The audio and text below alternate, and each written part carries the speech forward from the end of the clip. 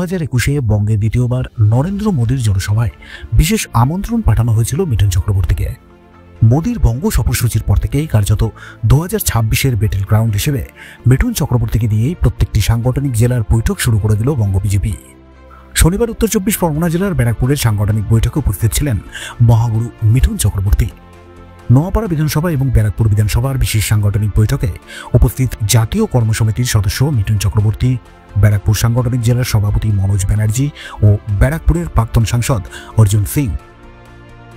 একসাথে লড়ো, যাদের মধ্যে কোনো বিভেদ আছে বা দেয়া আছে তারা অ্যাটলিস্ট ইলেকশন অবধি তারা নিজের দৃষ্টি করে নিন, বন্ধুত্ব করে নিন, লড়াইয়ের মতো কি বলবেন? উনি আমাদের সিনিয়র লিডার, আমার কিছু মন্তব্য করার জন্য।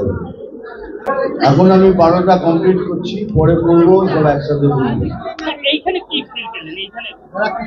তো পেলেন এখানে সব জাগ্রত, very very excited, very very strong. তারপরে তো রয়েছে মনোজদা রয়েছে, অর্জুনজি রয়েছে, বাকি সব লিডাররা রয়েছে এখানে। যা পেলাম তাতে মনে হয় এবার দেখুন, সত্যি কথা বলবো কি, সনাতনীরা জেগে উঠেছে, এক ছাতা নিচে সনাতনীরা সব এসে গেছে, আরো আসবে। এবারে তৃণমূলের বিসর্জন নিশ্চিত।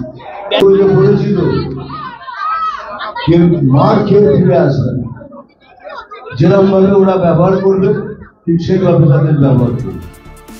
তাহলে কি 26-এর নির্বাচনে মহাগুরুর ওপর গুরু দায়িত্ব দিয়ে গেলেন নরেন্দ্র মোদী? সেটাই ভোট রাজনীতিতে কতটা বাস্তব করতে পারেন মিঠুন চক্রবর্তী, সেদিকেই তাকিয়ে বঙ্গ বিজেপির নেতৃত্বরা। ব্যারাকপুর থেকে তপন রায়, ব্যারাকপুর টাইমস।